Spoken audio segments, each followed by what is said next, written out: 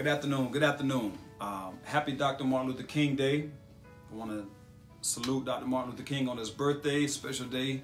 Dr. King holds a special place in my heart just because I'm biracial and I grew up in an era where, you know, I dealt with a lot of criticism, a lot of racism, and what he stood for as an individual, what he sacrificed as an individual, it resonates with me in my own heart. And there's been multiple times throughout my life that I've called upon, you know, his testimony, his story to draw strength in my own hardships and my own trials. So I want to do something a little unique. I want to do a spoken word tribute to Dr. Martin Luther King on his birthday.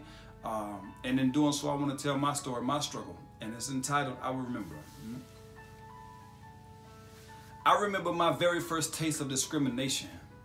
Raised in the 80s, a product of a relationship that was interracial. In the South, where it was considered at best indecent for a Caucasian woman to be romantically involved with a man of African descent. So we sensed disapproving glares and condescending stares everywhere we went. And since my mere existence was offensive, I kept my 9-year-old fist instinctively clenched in defense, fighting vehemently for liberty in the midst of my oppression, which at the age of 9 came mostly in the form of ridicule hurled ruthlessly by adolescents. I remember running, crying to my grandfather, who would scoop me up in his arms, where I felt accepted and protected from rejection, hurt, and harm. I remember he would drown my fears with melodies from his harmonica while keeping time with his foot.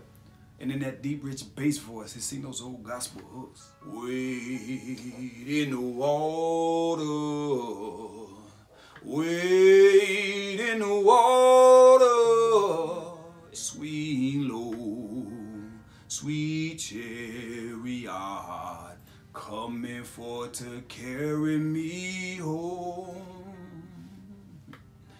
And in silence, I would sit by the fire, transfixed as he played.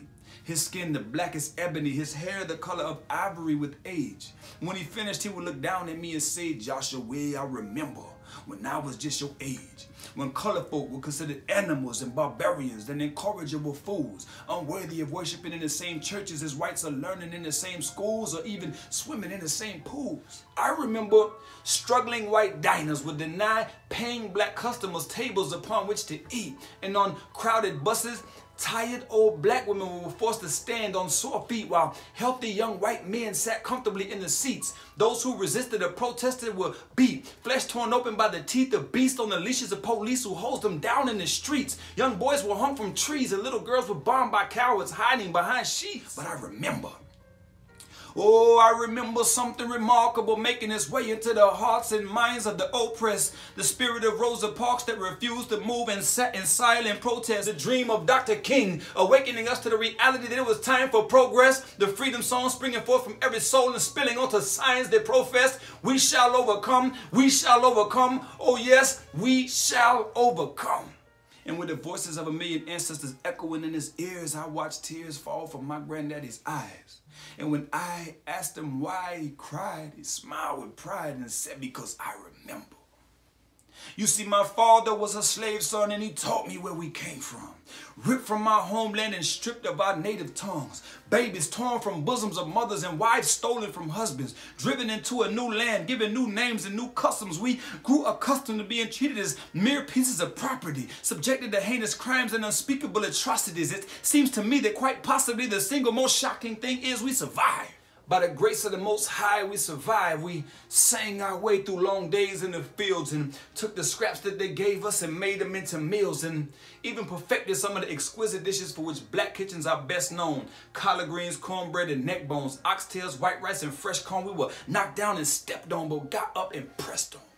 Sight set on what was in store.